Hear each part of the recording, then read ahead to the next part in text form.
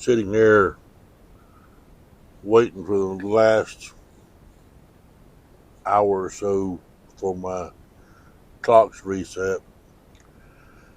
Earlier, I'd done a video giving you reasons why people should consider doing a lease purchase. And, like with everything, there's two sides to everything. So I want to tell you a few good reasons to not do a lease purchase. You know, one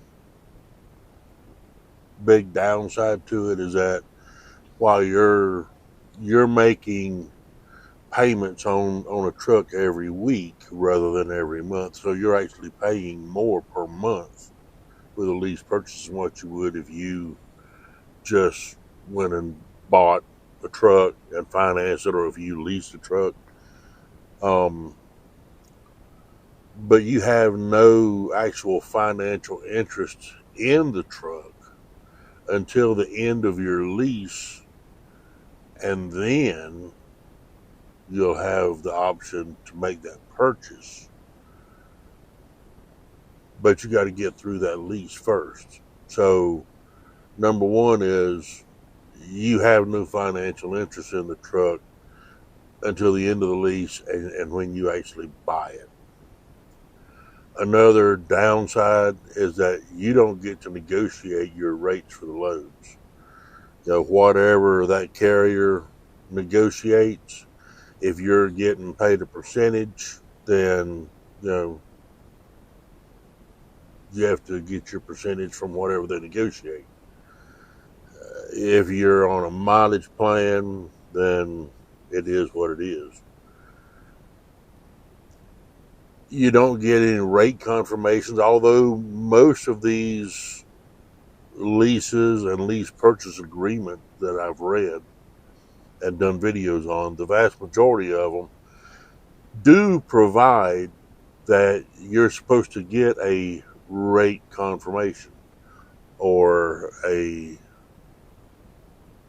something of a similar nature, but you rarely ever will get those, and that's where a lot of these carriers are in default on their own agreement.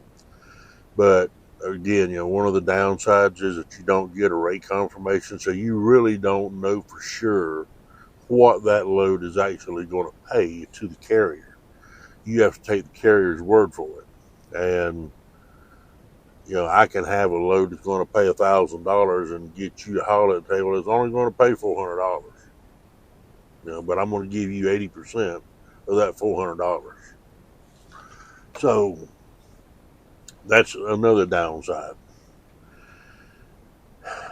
It's very likely, a lot of these lease purchase programs, they'll tell you that you have the option to refuse a load, but they don't like you to refuse a load.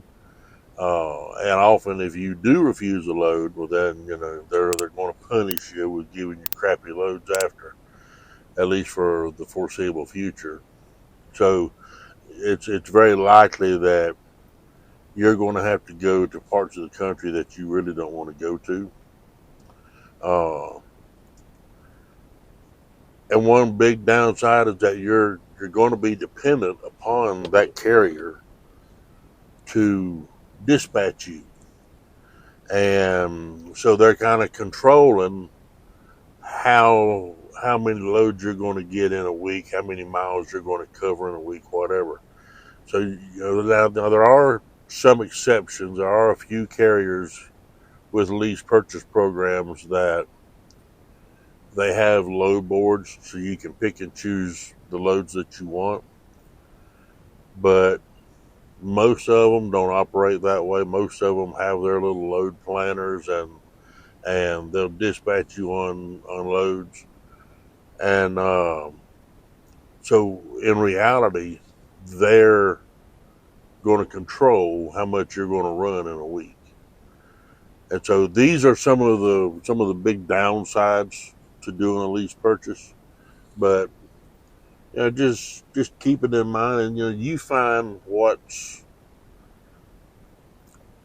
most suitable to you and what's most comfortable or reasonable to you given your situation, and make your decision accordingly. But if any time you enter into a lease, I don't care if you have your own truck and you're leasing on with a carrier, or if you're doing a lease purchase program with a carrier, read the contract. If you don't understand the contract, say, listen, I need to have a day or two to have this reviewed and explained to me by an attorney so that I can understand what this is that I'm signing.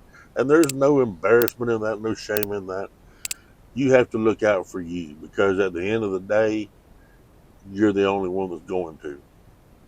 You guys take care, be safe, make smart decisions. I'll see you down the road. Bye.